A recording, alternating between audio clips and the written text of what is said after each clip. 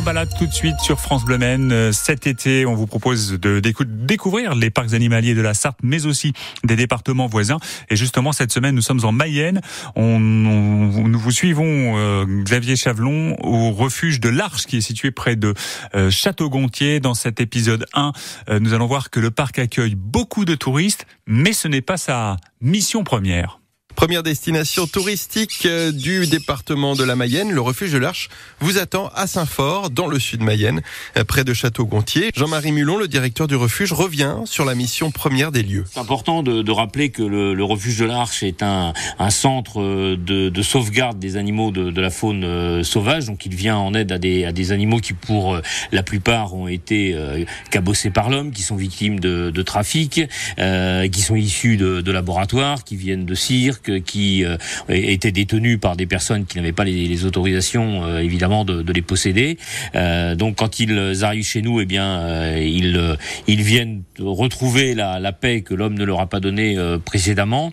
Et puis ici, vous ne trouverez pas de reproduction, vous n'aurez pas un aspect surdimensionné et commercial autour de l'animal. Nous, notre préoccupation quotidienne, c'est bel et bien la sauvegarde et le bien-être animal. Ceux qui viendront voir cet été, ils vont notamment voir 2 tigres qui viennent d'arriver. Youvalissa et Magnolia nous ont rejoint le 1er juin. Elles étaient victimes collatérales de la guerre en Ukraine. Elles se portent très très bien. Et puis nous avons souhaité également revisiter le parc. Donc un plan de rénovation a été conduit avec l'ingéniosité de nos équipes internes. Et ça, je tiens vraiment à saluer toutes les personnes qui m'accompagnent au quotidien.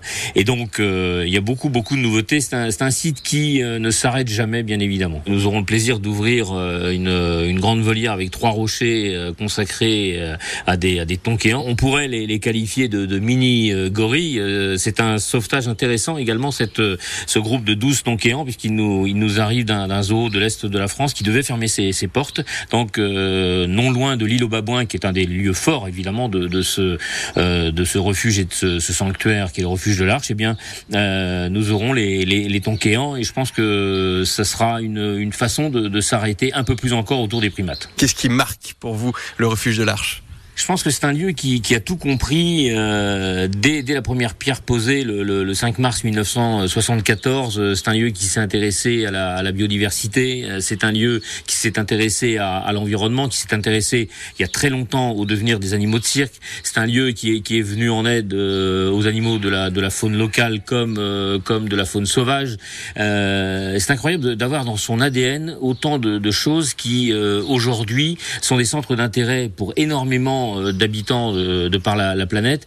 C'est un honneur d'être le premier site touristique du département de la Mayenne, et nous nous employons chaque instant à ce que le public soit très bien accueilli, tant dans la médiation, dans la sensibilisation. Donc voilà, c'est du 7 jours sur 7. Je vais pas dire du 24/24, mais on est quand même très présent ici. Voilà une belle manière de découvrir les animaux, de leur donner une seconde chance. La visite du refuge de l'Arche, c'est à Saint-Fort, près de Château-Gontier, dans le sud Mayenne.